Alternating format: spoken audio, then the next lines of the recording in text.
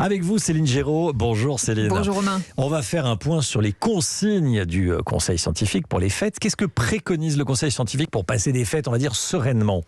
Alors j'ai envie de vous dire que ça ressemble plutôt à une bonne piqûre de rappel et ce ne sera pas la dernière. Alors les bons réflexes pour limiter les contaminations à Noël. Règle numéro 1, limiter le nombre de participants. Les grandes tablées, on oublie.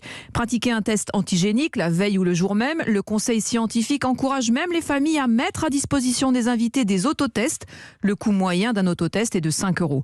Demandez aux personnes fragiles ou non vaccinées de porter un masque autant que possible. Enfin, aérer les pièces au moins 10 minutes, toutes les heures, se laver les mains, désinfecter les surfaces du classique auquel nous sommes déjà habitués. Alors face à cette double menace des admissions à l'hôpital en hausse et du variant Omicron très contagieux, le Conseil scientifique insiste vraiment sur le dépistage et la vaccination avant les fêtes et pendant les fêtes. Une raison d'y croire, eh bien le taux de reproduction du virus continue de baisser. Il est désormais de 1,11 à l'échelle nationale. Le pic de la 5e vague sera atteint lorsque ce taux sera inférieur ou égal à 1. Nous en sommes donc tout près. Merci beaucoup Céline. On est en direct avec le docteur Guérin. Bonjour docteur. Bonjour. Chef du pôle gériatrie au CHU de Nice et nouveau membre donc du Conseil scientifique. On vient d'entendre les recommandations du Conseil avec Céline Géraud. En les suivant, on va éviter de créer des clusters dans toutes les familles à Noël ? Oui, c'est ça. Et puis, alors c'est pour le temps de Noël. Et vous avez parfaitement résumé les recommandations de la semaine dernière dans notre avis. Et l'autre élément, je dirais que c'est plutôt pour le Nouvel An. On sera dans une période de progression encore du variant Omicron, c'est d'éviter ce qu'on appelle les méga clusters et donc les grands rassemblements. Là, on a vraiment besoin de gagner du temps pour se préparer. On a encore, nous, côté hôpital, la surcharge Delta liée aux incidences fortes qui commence à peine à montrer un ralentissement. Et avec le décalage hospitalier, on sait qu'on en a encore pour plusieurs semaines.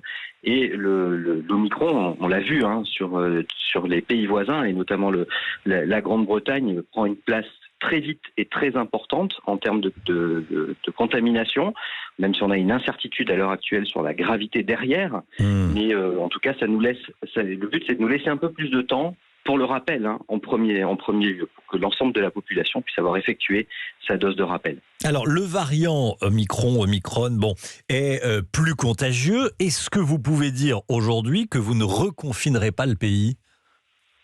Alors ça, pour le coup, vous savez, c'est pas le Conseil scientifique qui confine pas le pays. Non, mais vous avez l'oreille de ceux qui décident. C'est effectivement l'exécutif.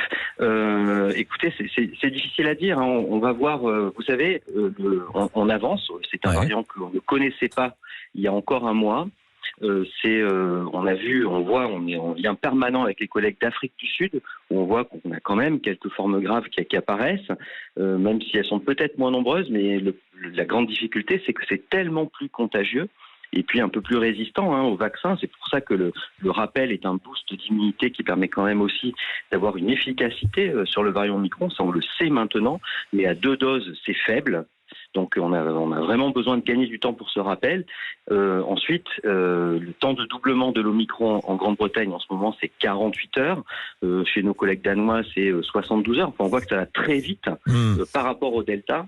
Donc je pense on ne peut pas faire de la politique fiction. On va regarder ce qui se passe chez nos voisins britanniques, ce qui nous permettra d'en savoir un peu plus, on va dire, dans les 7 à 10 jours qui viennent. 7 à 10 jours. Et Boris Johnson, lui, a parlé de raz-de-marée qu'il voyait arriver.